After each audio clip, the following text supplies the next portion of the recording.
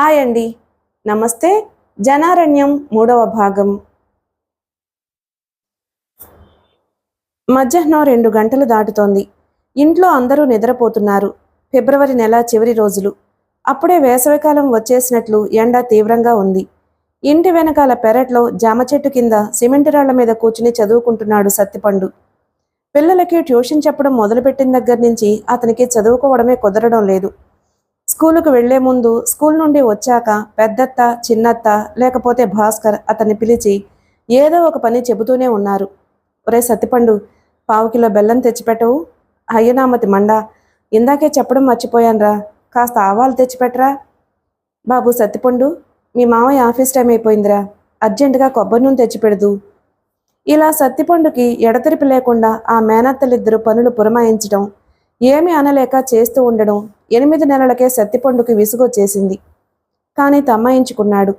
లేచిన దగ్గర నుంచి వంచిన తల ఎత్తకుండా ఏదో ఒక పని చేస్తున్న తల్లిని చూసి ఏదో చెప్పుకోలేని అర్థం కాని బాధ అతని గుండెల్లో తొలిచేస్తున్నా పైకి కనపడకుండా లోపలే దాచుకున్నాడు. ఇన్ని రోజులైనా సావిత్రి అత్త మాత్రం ఏ పని చెప్పకపోవడం ఆశ్చర్యంగానే ఉందతనికి.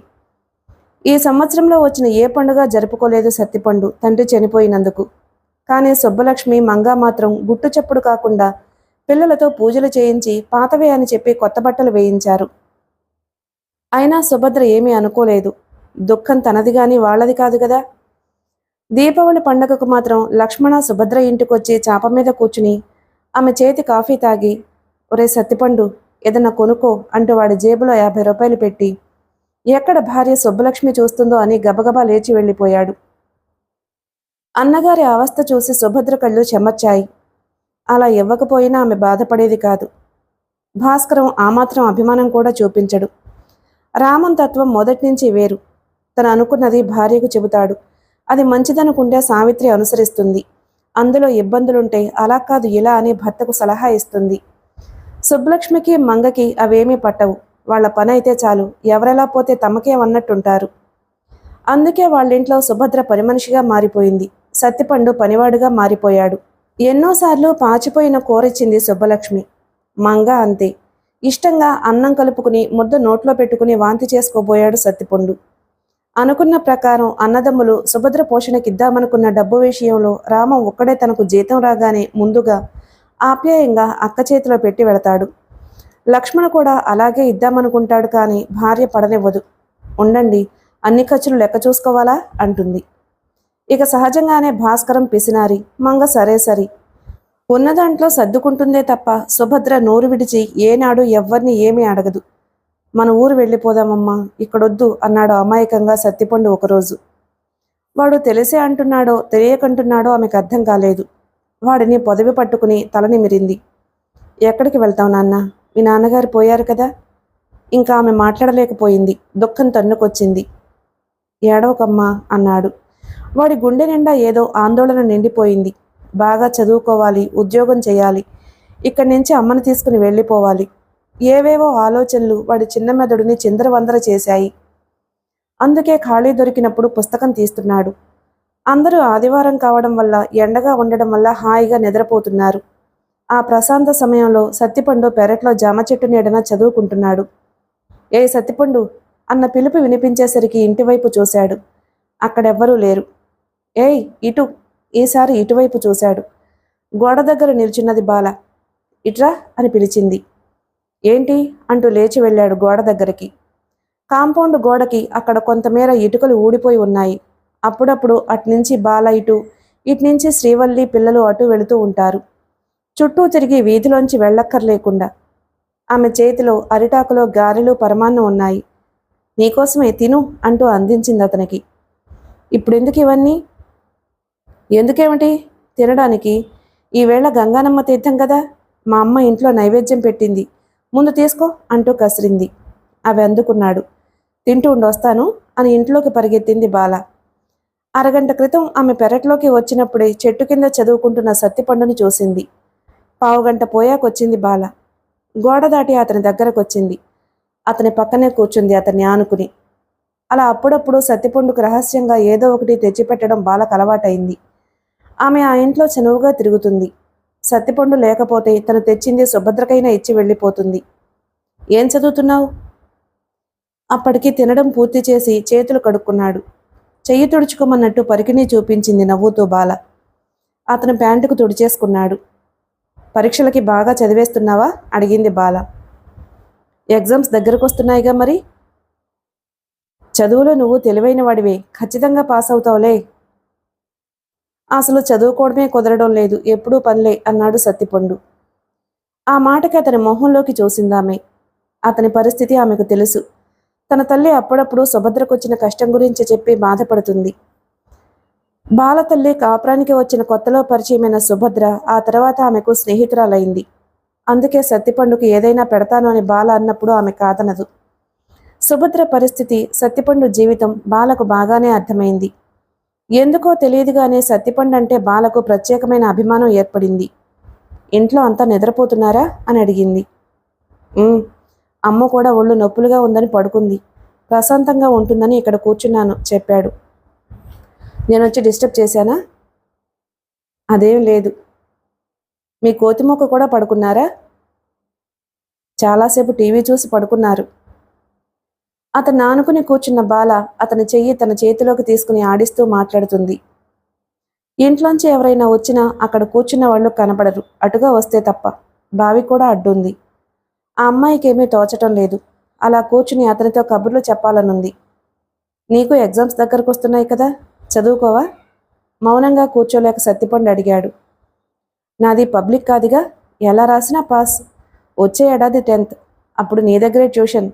వల్లి కన్నా నాకే బాగా చెప్పాలి నువ్వు. అతని చెయ్యి పట్టుకుని నవ్వుతూ అంది బాల. వల్లికి ఎంత సీరియస్గా చెప్పినా చదువు తలకెక్కదు.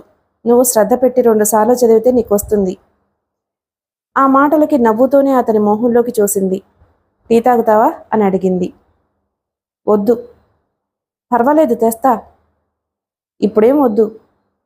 సరే చదువుకు, నేను వెళ్తున్నా అని లేచి అతని బొగ్గ మీద సుతారంగా తాకి వెళ్ళిపోయింది. ఆమె వెళ్ళిపోయిన తర్వాత కాసేపటి దాకా అదే మూడ్లో ఉండిపోయాడు సత్తిపండు. తనంటే ఆ అమ్మాయికి ఎందుకంత అభిమానమో అతనికి అర్థం కాలేదు. తను ఇక్కడికి వచ్చిన దగ్గర నుంచి ఏవేవో సంఘటనలు అతని మనసులో మెదిలాయి. వాటి నుంచి బలవంతంగా చదువు మీదకి దృష్టి మరల్చుకున్నాడు. ఓ అరగంట పైగా ప్రశాంతంగానే చదువుకున్నాడు. ఏయ్, ఒక్కడివి కూర్చుని ఏం చేస్తున్నావు ఇక్కడ? ఎప్పుడొచ్చిందో శ్రీవల్లి అడిగింది. ఒక్కడివి కూర్చుని చదివేసుకుంటున్నావా? ఏమి స్వార్థం నీకు?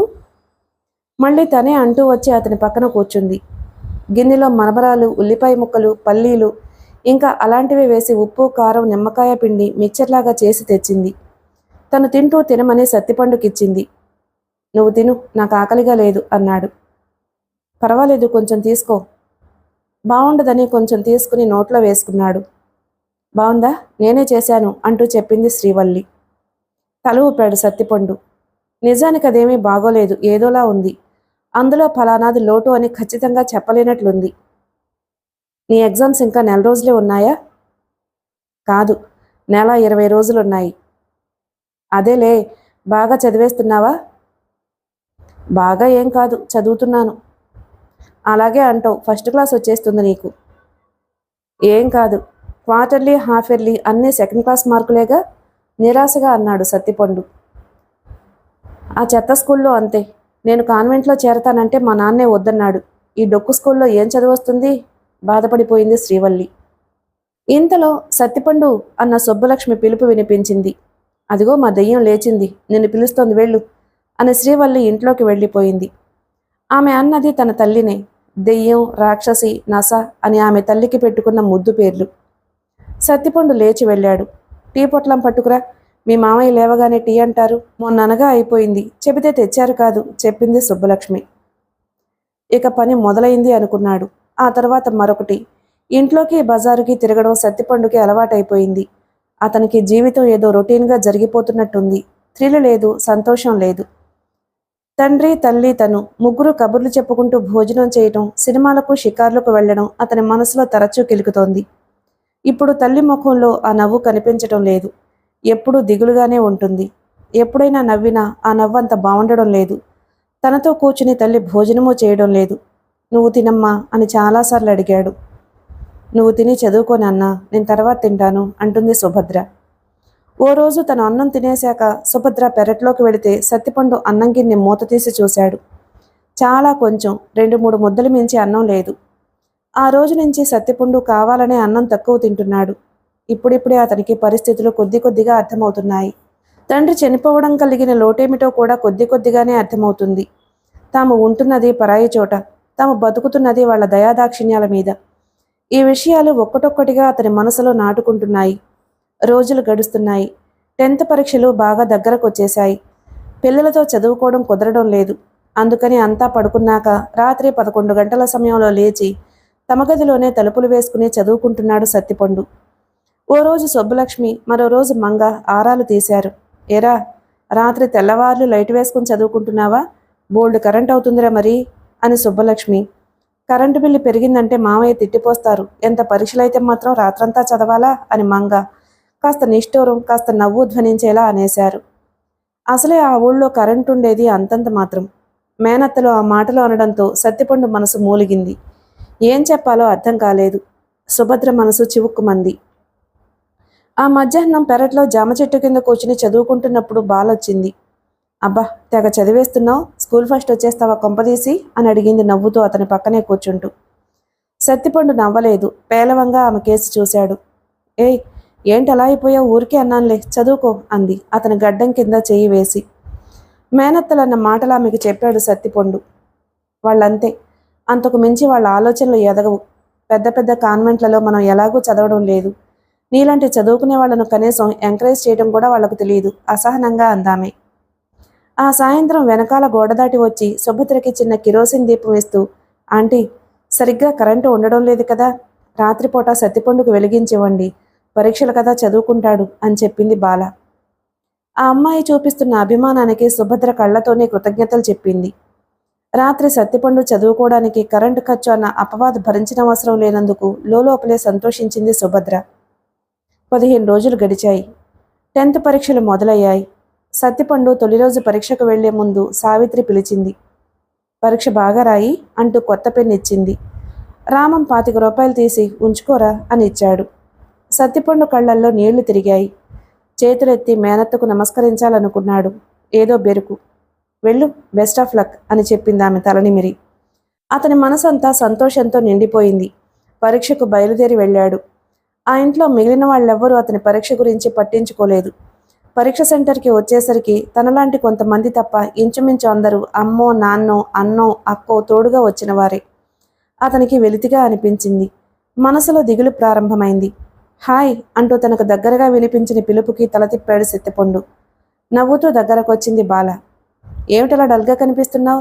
10 నిమిషాల్లో ఎగ్జామ్స్ రాయాలి, కాస్త హుషారుగా ఉండు భుజం మీద చరుస్తూ అందామి. ఆమెనక్కడ అలా చూడగానే ఆశ్చర్యంగా అనిపించింది అతనికి. నీకోసమే వచ్చాను, ఎగ్జామ్ కదా, బెస్ట్ ఆఫ్ లక్ చెప్దామని. అతని ఆశ్చర్యాన్ని అర్థం చేసుకున్నట్లు చెప్పింది ఆమె. థ్యాంక్స్ అన్నాడు సంతృప్తిగా. ఇంతలో సెకండ్ బిల్ కొట్టారు. బాగా రాయి. అతను లోపలికి వెళుతుంటే ఆమె చెయ్యి ఊపుతూ అంది. ఎప్పుడెప్పుడా అన్న పరీక్షలు ప్రారంభమైన తరువాత రోజులు చాలా త్వరగా జరిగిపోతున్నట్లు అనిపించాయి. ఆ రోజు 10th చివరి పరీక్ష. సత్తిపండు అన్ని పరీక్షలు బాగానే రాశాడు. చివరి పరీక్ష కూడా బాగానే రాసి సంతృప్తిగా ఎగ్జామ్ హాల్ నుంచి బయటకు వచ్చాడు. ఫస్ట్ క్లాస్లో పాస్ అవుతానన్న ధీమా కూడా కలిగింది. కిరోసిన్ దీపమైనా ఇచ్చి ప్రోత్సహించిన బాల చప్పున స్ఫురించింది అతని మనసులోనే థ్యాంక్స్ చెప్పుకున్నాడు. గేటు దాటి రోడ్డు మీదకొచ్చి బాల కోసం అటూ ఇటూ చూశాడు. చివరి ఎగ్జామ్ కనుక ఆమె వచ్చుంటుంది అనుకున్నాడు. ఆమె కనపడలేదు. ఎదురుగా చెట్టు కింద ఎవరితోనో మాట్లాడుతూ శ్రీవల్లి కనిపించింది. ఇద్దరూ పగలబడి నవ్వుకుంటున్నారు. నవ్వుతూ ఇటు చూసిన శ్రీవల్లికి సత్తిపండు కనిపించాడు. వస్తానుండు అన్నట్టు అక్కడి నుంచే చేతితో సౌజ్ఞ చేసిందామె. సత్తిపండు ఓ పక్కగా నిల్చున్నాడు. అతని కళ్ళు బాల కోసం వెతుకుతున్నాయి. ఆమె కనిపించలేదు. కాసేపటికి శ్రీవల్లి వచ్చింది అతని దగ్గరికి. ఎగ్జామ్స్ ఎలా రాశావు? బాగానే రాసుంటావులే. ఫస్ట్ క్లాస్ వస్తుందా? వస్తుందిలే. ప్రశ్న జవాబు తానే చెప్పేసుకుంది. ఎవరతను? ఎందుకలా పగలబడి నవ్వుతూ మాట్లాడుతున్నావు? బయలుదేరుతూ అడిగాడు శ్రీవల్లిని. చురుక్కన అతని మొహంలోకి చూసింది. అతని నూనూగు మీసాల ముఖం గంభీరంగా ఉంది. అసూయ అని అడిగింది. అసూయ నాకెందుకు అన్నాడు సత్తిపండు ముఖం చిట్లించి.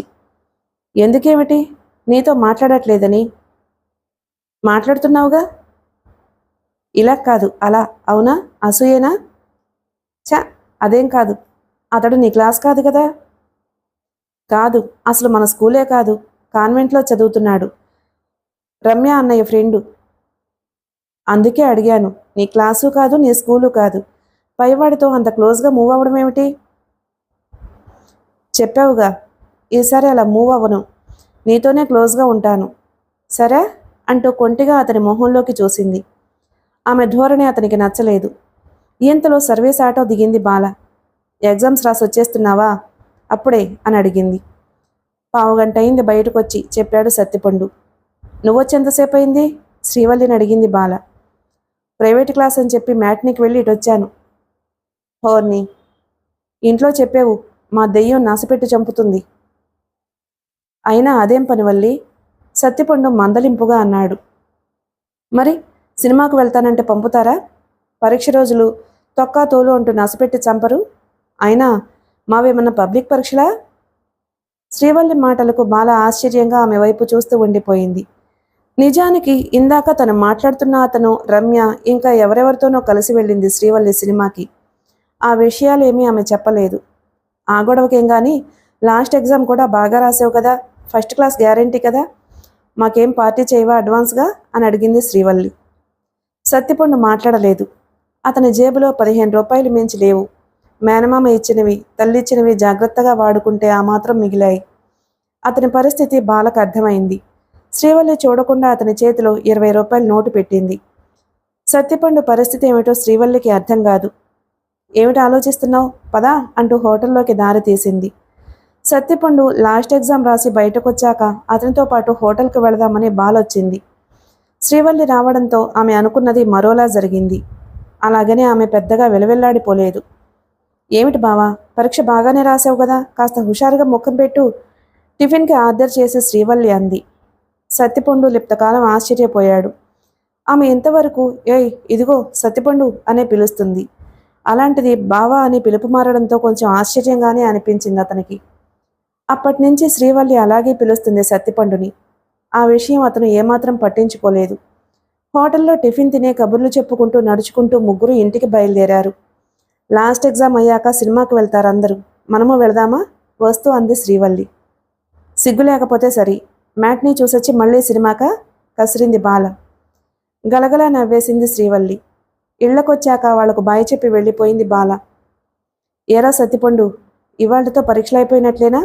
బాగా రాసావా? పాస్ అవుతావు కదా? ఏదోలే, అది కాస్త గట్టెక్కేస్తే ఆ తర్వాత సంగతి ఆలోచించొచ్చు. సరే, నీ పరీక్షల హడావిడి అయ్యిందిగా, ఇక ఈ వెధవల్ని కోలేసి చదివించు. వాళ్ళకి పరీక్షలేగా, అందులోనూ సుబ్బిగాడికి 7th కూడాను. మీ మామయ్యకి ఏమీ పట్టదు నాయనా. ఇదిగో ఈ గజ్జెల గుర్రం 24 గంటలు ఊరంతా బలాదూరు తిరుగుతుంది. 4 తగిలించి కూర్చోబెట్టి చదివించు. సత్తిపండు గుమ్మంలో అడుగు పెట్టగానే గుక్క తిప్పుకోకుండా సుబ్బలక్ష్మి అనేసింది. తల్లిని వెక్కిరిస్తూ లోపలికి వెళ్ళింది శ్రీవల్లి. అవునాయనా సత్తిపండు, ఈ వెధవలకి చదువు మీద ధ్యాస లేదు, ఎప్పుడు టీవీ మీద కూర్చుంటాడు మా వెధవ. మీ మామయ్య ఒకటే తిట్లు, నీ పరీక్షలు కదా అని ఊరుకున్నాను. ఇవాల్టి నుంచి గట్టిగా చదివించరా, రెండవ మేనత్త మంగ ఆయాసపడుతూ చెప్పింది. ఆమెకు ఎప్పుడు కావాలంటే అప్పుడు ఆయాసం వచ్చేస్తుంది. ఆమెకు ఇష్టమైన విషయాలు మాట్లాడేటప్పుడు మాత్రం ఏ ఆయాసమూ ఉండదు. వాళ్ళిద్దరికీ అలాగే అని చెప్పి వాళ్ళు లోపలికి వెళ్ళాక సరాసరి ఆఖరి మేనత్త సావిత్రి దగ్గరికి వెళ్ళాడు సత్తిపండు. ఎలా రాసావు ఎగ్జాము? నవ్వుతూ అడిగింది. ఇందాకటి నుంచి తోటికోడళ్ళు ఇద్దరు అంటున్న విషయాలు విన్నదామే. సత్తిపండు చెప్పాడు. ఫస్ట్ క్లాస్ వస్తుందా అని అడిగింది. వస్తుందత్తా. వెరీ గుడ్, ఉండు కాఫీ తెస్తాను అని ఆమె లోపలికి వెళ్ళబోతుంటే సత్తిపండు అన్నాడు. వద్దత్తా, నేను వల్లి బాల హోటల్లో తాగాం. సరే, మీ మామయ్య వచ్చాక ఓసారి కనిపించు. అలాగే అని చెప్పి తల్లి దగ్గరకు వెళ్ళాడు. ఎరా నాన్న, పరీక్ష బాగా రాసావా? కొడుక్కి మంచినీళ్ళు అందిస్తూ అడిగింది సుభద్ర. రాశానమ్మా. ఏదో ఈ పరీక్ష గట్టెక్కిన తర్వాత ఏం చేయాలో ఆలోచిద్దాం. మంచినీళ్ళు తాగావా? ఇదిగో సగ్గుబియ్యం పాయసం నీకు ఇష్టమని చేశాను అంటూ స్టీల్ గ్లాసులో పోసిచ్చింది సుభద్ర.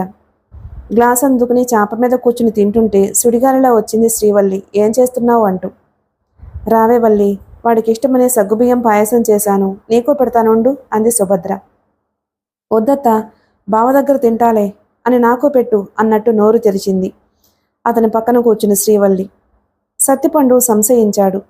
నీకే చెప్పేది, అంతా నువ్వే తినేస్తావా, పెట్టు అంటూ నోరు తెరిచింది శ్రీవల్లి. స్పూన్తో నోట్లో పెట్టాడు. చూడత్తయ్య ఎంత పెట్టాడో, పిసినారి, ఇంకొంచెం పెట్టు అని మళ్ళీ నోరు తెరిచింది శ్రీవల్లి. సత్తిపండు స్పూన్ నిండా తీసి నోట్లో పెట్టాడు. నవ్వుకుంటూ సుభద్ర ఏదో పని చేసుకుంటుంది. ఇక చాలే, మళ్ళీ నీకు తక్కువైపోతుంది అని వెళ్ళిపోయింది శ్రీవల్లి. సత్తిపండు నవ్వుకున్నాడు. తర్వాత బట్టలైనా మార్చుకోకుండా రిలాక్స్డ్గా అలాగే పడుకుండిపోయాడు. అలసిపోయి పడుకున్నాడని సుభద్ర కూడా అతన్ని లేపలేదు. రాత్రి 7 గంటల సమయంలో వరండాలో కబుర్లు వినిపిస్తుంటే మెలకువ వచ్చింది అతనికి. పిల్లలు శ్రీవల్లి పుస్తకాలు ముందేసుకుని కూర్చున్నారు. వాళ్ళు తన కోసమే ఎదురు చూస్తున్నట్టున్నారు. సత్తిపండు లేచి పెరట్లోకి వెళ్ళి ముఖం కడుక్కుని వచ్చాడు వాళ్ళ దగ్గరికి. మాస్టర్ వచ్చారు, సైలెన్స్ అంది శ్రీవల్లి నవ్వులాటగా. శ్రీవల్లి తమ్ముడు సుబ్బుకి, మంగ కొడుకు రమేష్కి పబ్లిక్ ఎగ్జామ్స్. ఇద్దరు 7th క్లాసు. ఇద్దరికి ఏ లెసన్ చదవాలో చెప్పి శ్రీవల్లిని పుస్తకం తీయమన్నాడు సత్తిపండు. ఇంతలో సావిత్రి కూతురు హరిత పుస్తకాలు పట్టుకుని వచ్చింది. ఇది నీ దగ్గర చదువుకుంటుందట, దేనికి చెప్పు మరి. ఆ వెనకే వచ్చింది సావిత్రి నవ్వుతూ. హరితని తన పక్కనే కూర్చోపెట్టుకున్నాడు. అది 3rd క్లాస్ చదువుతుంది. నిజానికి హరితను దగ్గర కూర్చోపెట్టుకునే సావిత్రి చెబుతుంది. పిల్లలతో సరదాగా చదువుకుంటానంటే పంపించింది.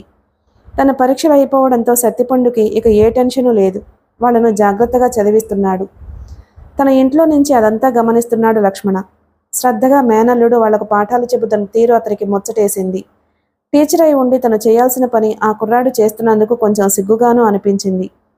మళ్ళీ అంతలోనే మేనల్లుడిని చూసి జాలిగానూ అనిపించింది. రాత్రి 9 గంటలు దాటుతుంటే ఇక చాలండి చదువు, రండి అని సుబ్బలక్ష్మి పిలవడంతో లేచి వెళ్లారు. సత్తిపండు భోజనం చేసి ఆఖరి మేనమామ రామన్ దగ్గరకు వెళ్ళాడు. అప్పుడే తను భోజనం చేసొచ్చి టీవీ ఆన్ చేశాడు. రారా సత్తిపండు, పరీక్షలన్నీ బాగా రాసినట్లేనా? అత్త చెప్పింది. రాశాను మామయ్య. తర్వాత ఏం చేద్దామనుకుంటున్నావు? ఇంటర్ చదువుతావా? చదువు, 10th వల్ల ఏ ఉపయోగమూ ఉండదు. ఈ సెలవుల్లో ఐడియల్గా కూర్చోకు, ఊరికే ఇంటర్ పుస్తకాలు తిరిగేయి. ఇంగ్లీష్ వొకాబులరీకి సంబంధించిన పుస్తకాలు ఉన్నాయి, తెచ్చిస్తాను. సెలవుల్లో చదువు, రాము సలహా ఇచ్చాడు. మేనమామ అలా చెబుతుంటే సత్తిపండుకి సంతోషంగా అనిపించింది. ఆ తర్వాత కాసేపు టీవీ చూసి లేచాడు. సుభద్ర చాప మీద నిద్రపోతుంది. మడత మంచం నడవాల్లో కిటికీ దగ్గరగా వేసుకుని మంచం ఎక్కాడు. అక్కడ కిటికీలోంచి చల్లటి గాలి వేస్తుంది. ఏ ఇబ్బంది లేకుండా పరీక్షలు బాగా రాసినందుకు సంతృప్తిగా ఉందతనికి. అన్నీ బాగానే రాశాడు. 1st క్లాస్ వస్తుందా? మ్యాథ్స్ పర్వాలేదు, 60 పైనే వస్తాయి. హిస్టరీ అదే ఎంత రాసినా సరిపోదు. 3 పేజీలు రాస్తే ముష్టి 5 మార్కులు వేస్తారు. అయినా పర్వాలేదు, బాగానే రాశాను. 1st క్లాస్ రావచ్చు. సావిత్రి అత్తకి వస్తుందనే చెప్పాడు. ఒకవేళ రాకపోతే అత్త మరోలా అనుకుంటే? అలా అనుకునే మనిషి కాదు. 1st క్లాస్ వస్తుందన్న ఆశ ఉంది అతనికి. మళ్ళీ అంతలోనే కొంచెం నిరాశ. ఆలోచిస్తున్నాడు. నిద్ర పడుతుంది. ఆలోచనలు మళ్ళీ మేల్కొలుపుతున్నాయి. ఏయ్ బావా, నిద్రపోతున్నావా? చెవి దగ్గర నోరు పెట్టి పిలవడంతో ఉలిక్కిపడి కళ్ళు తెరిచాడు సత్తిపండు. అతని ముఖానికి దగ్గరగా శ్రీవల్లి ముఖం. ఏమిటి, భయపడిపోయావా? కొబ్బరి లౌజు తిను అంటూ అతని నోటికి అందించబోయింది. రేపు తింటానులే వల్లి అన్నాడు. రేపు కూడా తిందుగాన్లే, అయినా రేపటి కొండవు, మా కోతి మొక్క తినేస్తుంది అంటూ అతని నోటి దగ్గర కొబ్బరి లౌజు ఉండపెట్టింది. ఇక తప్పదన్నట్టు లేచి అది తినబోయాడు. మరి నాకు అని నోరు చాచింది శ్రీవల్లి. ఉండ సగం ఆమె నోటికి అందించాడు. థ్యాంక్స్ అని చెప్పి వెడుతూ స్వీట్ డ్రీమ్స్ అంది. అతను నవ్వాడు. ఆమె అలా రావడం, కొబ్బరి లౌజు పెట్టడం, స్వీట్ డ్రీమ్స్ అని చెప్పడం అంతా అతనికి ఏదోలా అనిపించింది. అసలు ఆమె ధోరణి అతనికి వింతగా తోచింది. ఆమెలో సడన్గా వచ్చిన మార్పు అతనికి అర్థం కాలేదు. ఆమె గురించి 10th క్లాస్ వస్తుందా రాదా అని ఇలా ఆలోచిస్తూ అతను నిద్రలోకి జారుకున్నాడు. మామూలుగానే తెల్లవారింది. పాలకెళ్లడం వగైరా పనులన్నీ మామూలే. దానికి తోడు ప్రస్తుతం చదువులేకపోవడంతో సుబ్బలక్ష్మికి, మంగకి చాలా పనులు గుర్తుకొస్తున్నాయి. ఇంట్లో ఉన్న చెత్తా చెదారం చేయించడాలు, అటకెక్కి దులిపించడాలు వగైరా. ఒకదాని తర్వాత మరొకటి అలా రోజు ఏదో ఒక అర్థం లేని పని వాళ్ళు చెబుతూనే ఉన్నారు. ఇష్టం ఉన్నా లేకపోయినా సత్తిపండు చేస్తూనే ఉన్నాడు. వేసవికాలం కావడంతో మధ్యాహ్నం, అందున పాతకాలం పెంకుటిల్లు కావడంతో చల్లగా ఉండడం వల్ల, అందరూ నిద్రపోవడం వల్ల సత్తిపండు మాత్రం ప్రశాంతంగా పెరట్లో జామ చెట్టు కింద కూర్చునేవాడు. మేనమామ రామం ఇంగ్లీషు వొకాబులరీకి సంబంధించిన పుస్తకం వేస్తే అది చదువుతూ కూర్చునేవాడు. ఆ సమయంలో పిల్లిలా వచ్చేది బాల. పక్కనే అతన్ని ఆనుకుని కూర్చునేది. సరదాగా కబుర్లు చెప్పేది. చనువుగా అతని భుజాల చుట్టూ చేతులు వేసి దగ్గరకు లాక్కునేది. అప్పుడప్పుడు ఆమె ఒడిలో పడుకునేవాడు సత్తిపండు. ఫలానా ఇది అని చెప్పలేని స్వాంతన అనుభూతి లభించేది అతనికి. బాల ఎలా ప్రవర్తించినా అది ఎబ్బెట్టుగా అనిపించేది కాదు. మాటల్లో నిర్వచించలేని ఒక అందమైన అనుభూతి లభించేది అతనికి. ఒక అరగంట ఆమె పక్కన అలా కూర్చుంటే చాలు ఎంత అలసటైనా ఎంతటి చికాకనైనా చేత్తో తీసిపారేసినట్లు ఫీల్ అయ్యేవాడు. అప్పుడే 10th పరీక్షలైపోయి 4 రోజుల పైన గడిచిపోయాయి.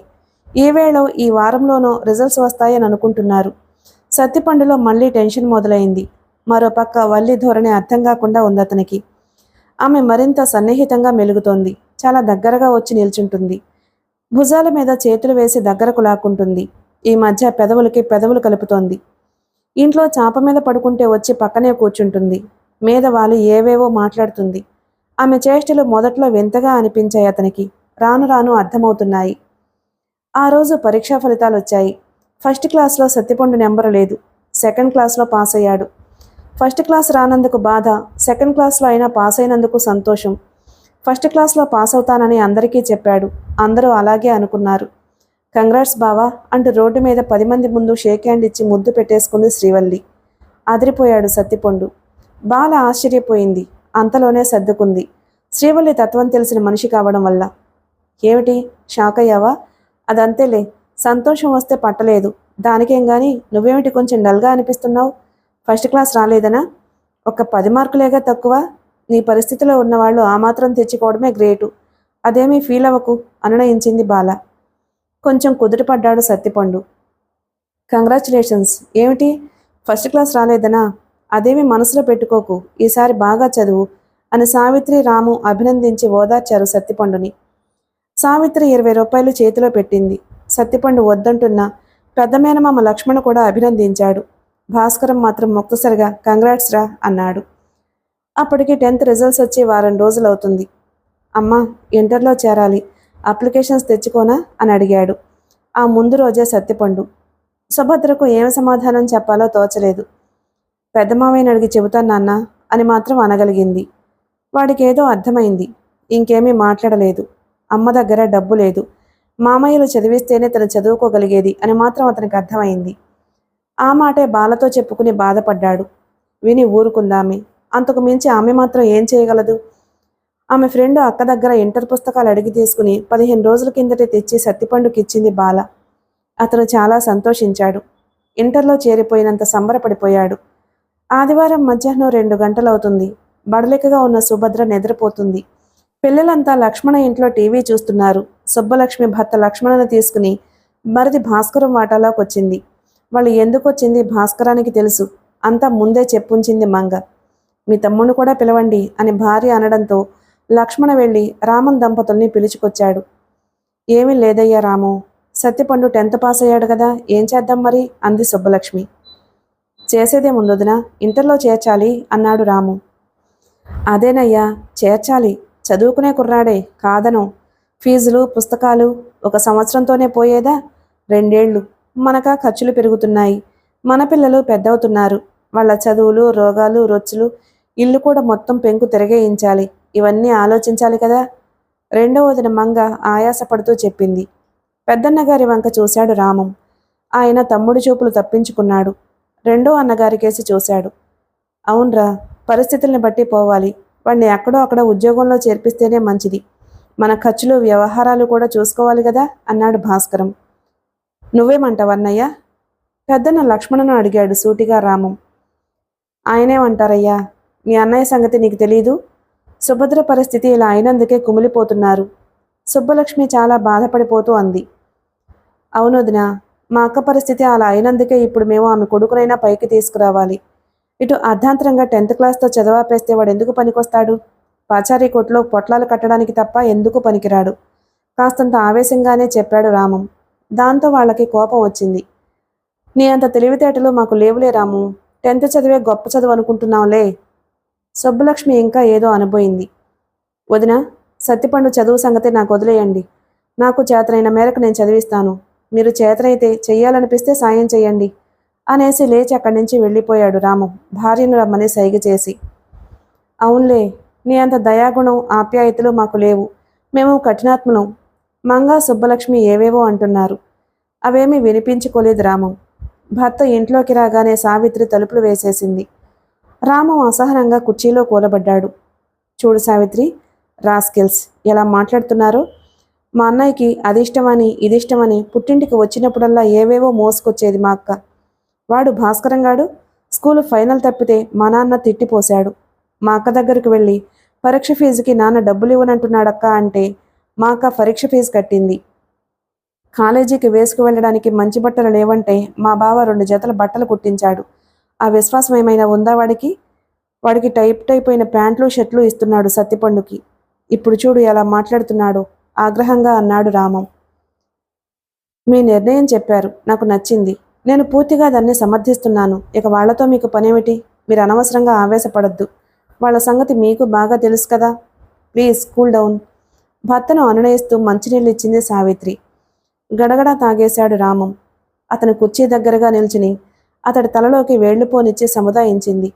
వాళ్ళకి బాధ్యత ఉందని అది తెలియచేయాలని ఊరుకున్నాను గాని మా అమ్మ పోయాక తల్లిలా నన్ను ఆదరించిన మా అక్క అలా ఆ మూల గదిలో ఉండడం నాకు ఇష్టం లేదు సావిత్రి. భార్య చేతులు పట్టుకుని తన ముఖం మీద ఉంచుకుని అన్నాడు రామం. మీ బాధ నాకు తెలుసు, ఇక ఊరుకోండి. మీరు అనుకున్నట్లే సత్తిపండుని జూనియర్ కాలేజీలో చేర్పించండి అంది సావిత్రి. పావుగంట పైగా అలా కుర్చీలోనే కూర్చుండిపోయాడు రామం. అతని ఆవేశం తగ్గింది. భార్య చెప్పినట్లు ఆవేశపడి ప్రయోజనం లేదనుకున్నాడు. అయినా తన నిర్ణయం వాళ్లకు చెప్పేశాడు. ఈ విషయంలో అన్నయ్యలు ముందుకొస్తారని అతను అనుకోవడం లేదు. పెద్దన్న నోరు లేనివాడు. భార్య ఏం చెబితే అదే చేస్తాడాయన. చిన్నన్న మామూలుగానే పిసినారి. జేబులో నుంచి రూపాయి తీయాలంటే గంటల తరబడి ఆలోచిస్తాడు. పైగా భార్య సలహా కాదని అతను ఏమీ చేయడు. ఇక వాళ్ళ విషయం వదిలేశాడు.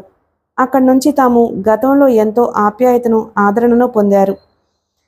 ఈ రుణం ఇప్పుడిలా తీర్చుకునే అవకాశం వచ్చింది అనుకున్నాడు రామం. భార్య సావిత్రి కూడా అదే అంది. ఆ సాయంత్రం అక్క సుభద్రను పిలిచాడు రామం. కూర్చో అక్క అన్నాడు ఆమె రాగానే. ఏం లేదక్క, సత్తిపండుని ఇంటర్లో చేరుద్దాం అన్నాడు. ఎందుకురా, ఏదో 10th చదివాడు చాలు, ఎక్కడో అక్కడ నౌకరీలో పెట్టేద్దాం అంది సుభద్ర. అదేంటక్క, వాడికి ఏం వయసు వచ్చిందని? బాగా చదువుకుంటున్న కుర్రాడు. చదువు రాకపోతే నువ్వన్నట్టు ఏదో ఉద్యోగంలో చేర్చేవాళ్ళం. వాడిని ఇంటర్లో చేరుస్తాను. సుభద్ర ఏమీ మాట్లాడలేదు, మౌనంగా ఉండిపోయింది. ఆ రోజు మధ్యాహ్నం చిన్న తమ్ముడు భాస్కరం ఇంట్లో అందరూ కూర్చుని గుసగుసలాడుతున్న విషయం ఆమెకు అర్థమైంది. వాళ్ళు చిన్నగా మాట్లాడుకున్నా తనకు అక్కడక్కడా కొన్ని మాటలు వినిపించాయి. ఆమె నిద్రపోతుందనుకుని వాళ్ళు మాట్లాడుకున్నారు. ఆమెకు ఆ సమయంలో ఎందుకో మెలకువ వచ్చింది. తన పక్కనే సత్తిపండు పడుకునున్నాడు. అతను నిద్రపోవడం లేదు. వాళ్ళకి సత్తిపండును చదివించటం ఇష్టం లేదని మాత్రం సుభద్రకు అర్థమైంది. అందుకు ఆమె బాధపడలేదు.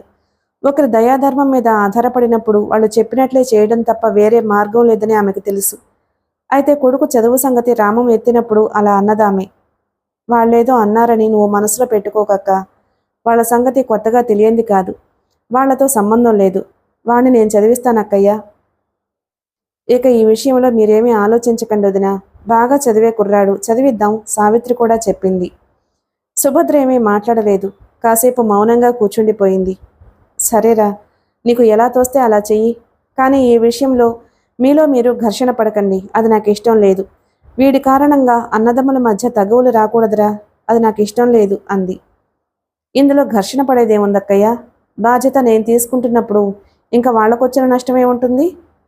పైకేదో అన్నారు కానీ రూపాయి పెట్టనక్కర్లేనప్పుడు వాళ్లకు హ్యాపీయేగా. అలా సత్తిపండు జూనియర్ కాలేజీ చదువు ప్రారంభమైంది. 10 రోజులకి సత్తిపండు ఇంటర్లో చేరాడు. కామర్స్ గ్రూపు తీసుకోమని మేనమామ రామన్ చెప్పడంతో అదే తీసుకున్నాడు. మిగిలిన కథ తరువాయి భాగంలో విందాం. Please like and subscribe my channel. Thank you.